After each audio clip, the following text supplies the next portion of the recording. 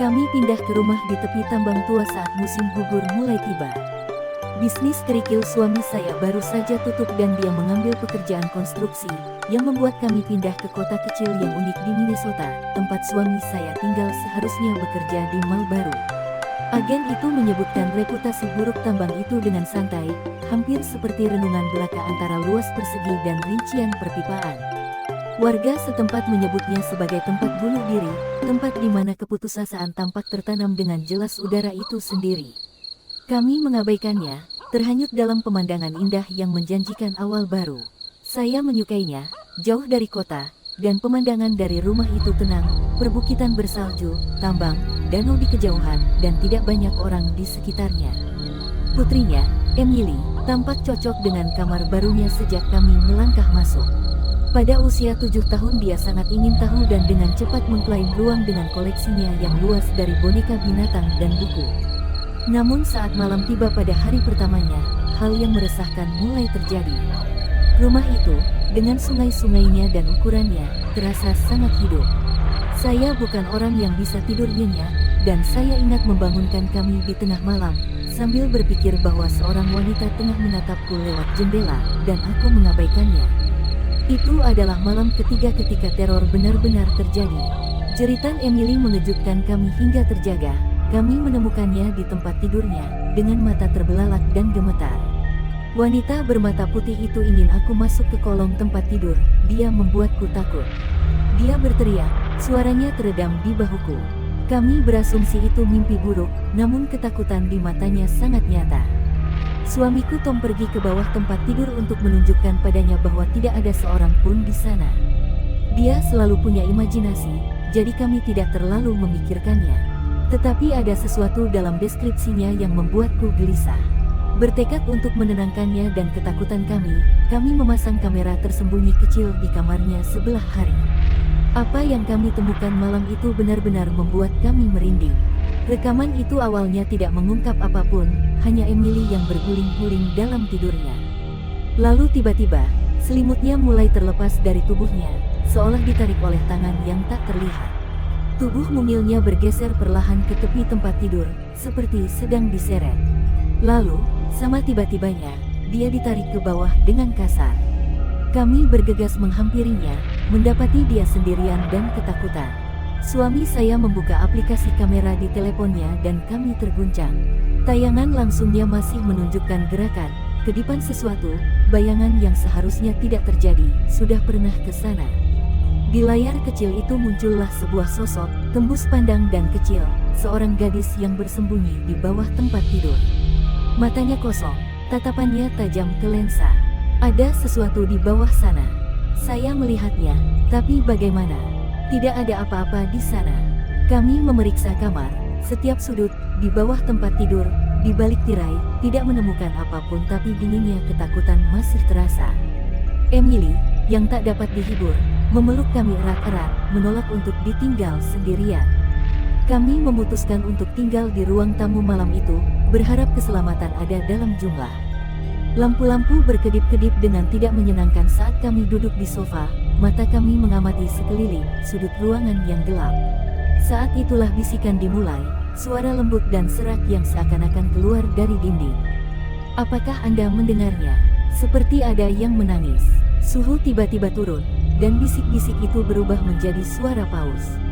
TV menyala sendiri, berganti saluran dengan cepat, lalu berhenti di layar yang penuh dengan gambar statis, layar yang tampak berdenyut dengar.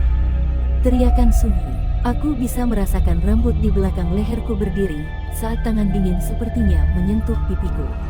Emily, di antara kami, menjerit ketika sebuah mainan dari sebuah ruangan menggelinding ke ruang tamu, menghentikannya di kakinya.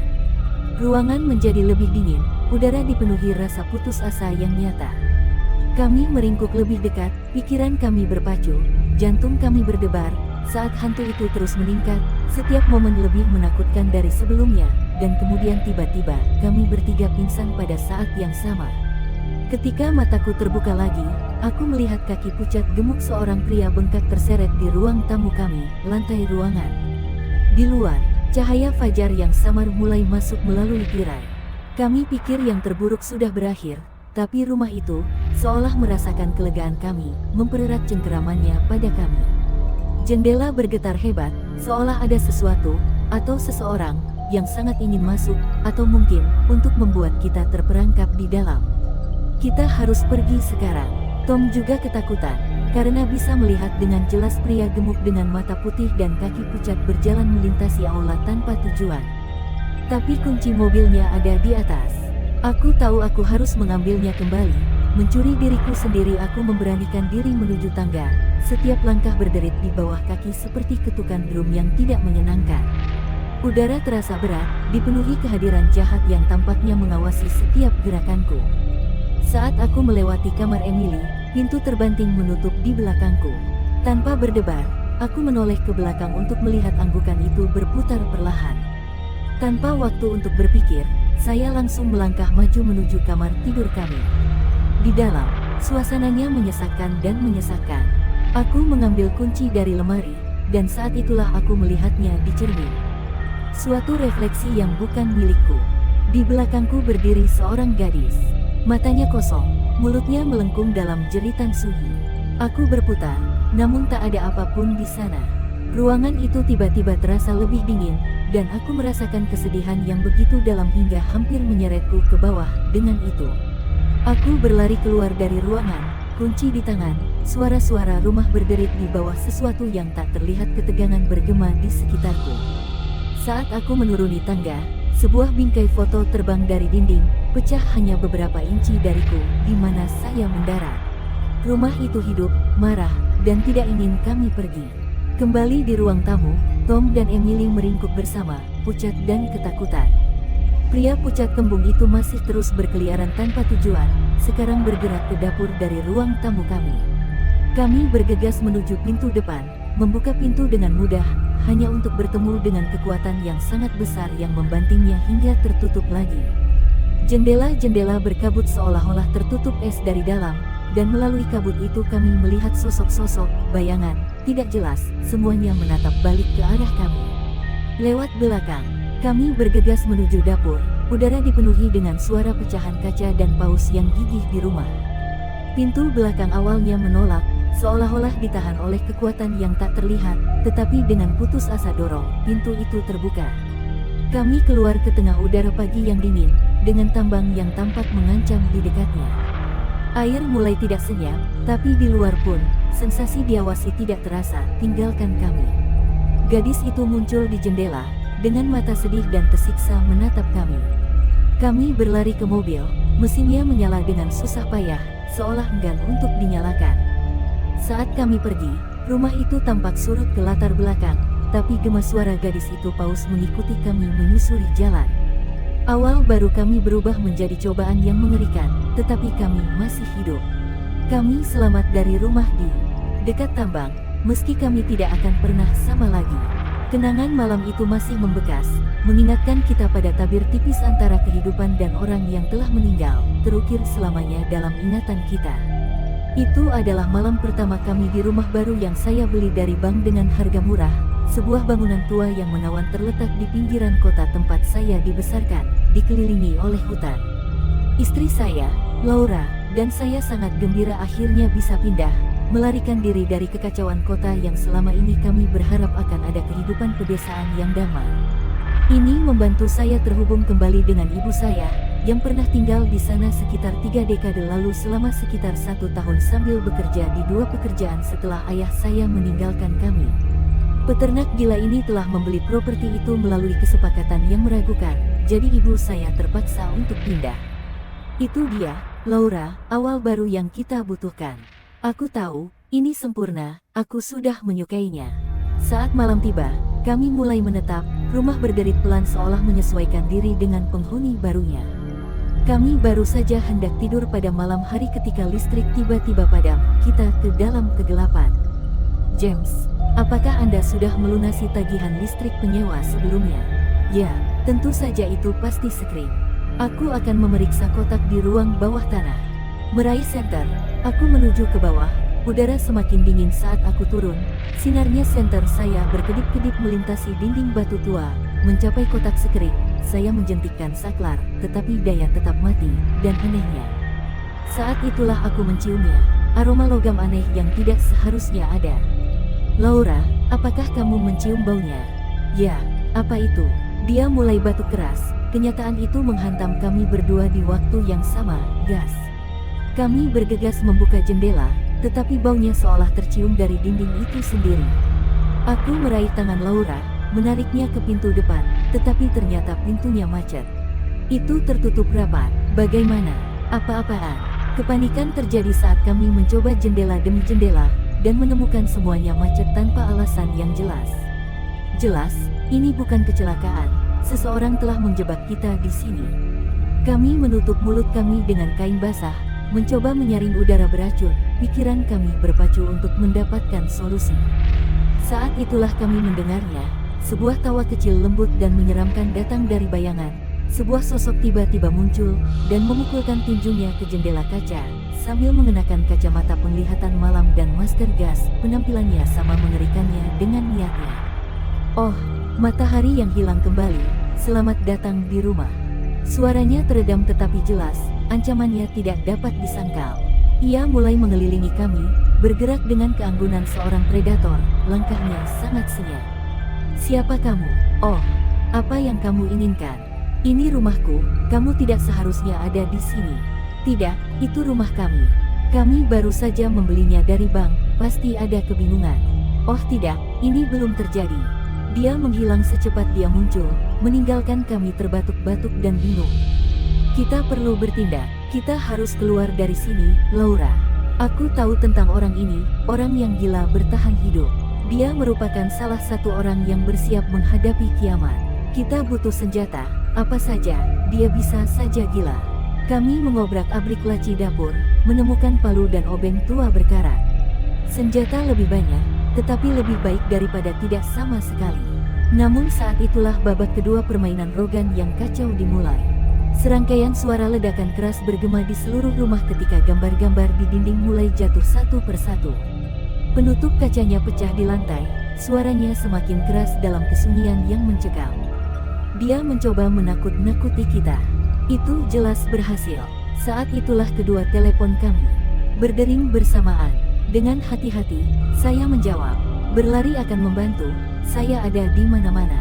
Dengan setiap pukulan psikologis, Rogan melemahkan kita, meneror kita dengan kehadirannya di mana-mana dalam permainan sadis. Kami terjebak dalam mimpi buruk, berjuang bukan hanya demi rumah kami, tetapi juga demi hidup kami. Ketegangannya terasa nyata. Napas kami pendek dan cepat saat kami berjalan melewati pecahan kaca dan kegelapan yang menyesakkan rumah baru kami. Laura berpegangan erat pada lenganku, tubuhnya gemetar setiap kali mendengar suara yang asing.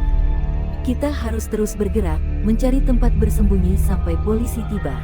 Saya mencoba menelepon 911 saat di bank, tetapi tidak ada sinyal lagi. Kesadaran itu menimbulkan gelombang teror baru dalam diri kami. Rogan kemungkinan telah mengganggu sinyal, sehingga menghilangkan harapan terakhir kami untuk penyelamatan cepat. Setiap langkah yang kami ambil sangat hati-hati, menghindari bunyi retakan pecahan kaca di bawah kaki kami, mengetahui bahwa Rogan dapat mengintai di sudut manapun dengan keunggulan penglihatan malamnya. Saat kami berjalan menuju ruang tamu, sebuah gerakan tiba-tiba menarik perhatianku. Rogan, dengan kacamata pengamannya memantulkan cahaya redup dari senter saya, lebih dekat dari yang kami perkirakan. Kami bersembunyi di balik sofa tepat saat dia berjalan melewati ruangan. Langkahnya yang lambat dan hati-hati merupakan siksaan psikologis tersendiri. Mengapa dia menginginkan kita? Laura berbisik. Dia pikir kita mengganggu kehidupannya. Kita harus meyakinkannya sebaliknya atau mengakhiri ini. Kami keluar dari tempat persembunyian dan menuju ke ruang kerja. Sebuah ruangan yang dipenuhi rak buku dan perabotan tua, sisa-sisa pemilik rumah sebelumnya, yang sekarang termasuk Rogan. Di sanalah kami menemukan serangan psikologis keempatnya, dinding yang dipenuhi foto-foto kami. Foto yang diambil jauh sebelum kami pindah. Setiap gambar ditandai dengan palang merah, dan beberapa di antaranya dicoret-coret dengan kata-kata marah di wajah kami. Dia sudah memperhatikan kita sejak lama. Kami bukan sekedar target acak, dia yang merencanakan ini. Dengan setiap pengungkapan, keseriusan situasi kami semakin berkurang. Kami tidak hanya berhadapan dengan orang gila, tapi juga penguntit yang penuh dendam dan terencana yang telah kehilangan segalanya dan menyalahkan kami. Tepat saat itu, desisan rendah memenuhi ruangan, pelepasan gas lainnya, namun kali ini disertai dengan suara percikan api lembut dari perapian. Rogan meningkatkan taktiknya, menggunakan api sebagai alat teror berikutnya. Itu dia Laura, kalau kita tidak menghentikannya sekarang kita tidak akan berhasil. Berbekal senjata seadanya, kami bersiap menghadapi Rogan. Kami tidak sabar menunggu pertolongan yang mungkin tidak datang tepat waktu. Bergerak kembali melalui koridor, kami mendengarkan tanda-tanda keberadaannya. Rumah itu mengerang dan berderit di sekeliling kami, seakan-akan sedang berduka atas keterlibatannya sendiri dalam kengerian malam itu. Kemudian, dari balik bayang-bayang, Rogan muncul, menyerang kami dengan keganasan yang sebanding dengan tatapan liar di matanya.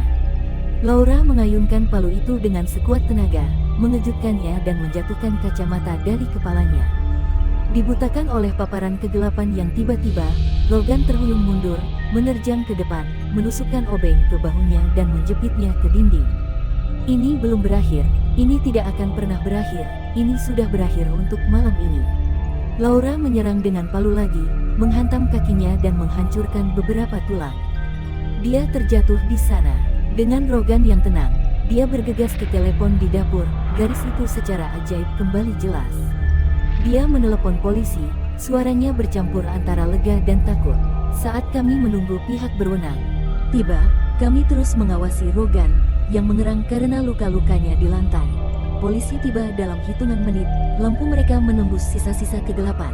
Mereka menahan Rogan, meyakinkan kami bahwa ancaman telah berakhir untuk saat ini. Begitu kami melangkah keluar, udara segar terasa bagai bom bagi saraf-saraf pengangkutan kami. Malam telah berakhir, tapi kenangannya masih membekas, bayangan atas awal baru kita. Bersama-sama kita akan membuatnya aman. Saat fajar menyingsing di cakrawala, cahaya lampu seakan-akan merebut kembali rumah dari kegelapan kejadian malam itu.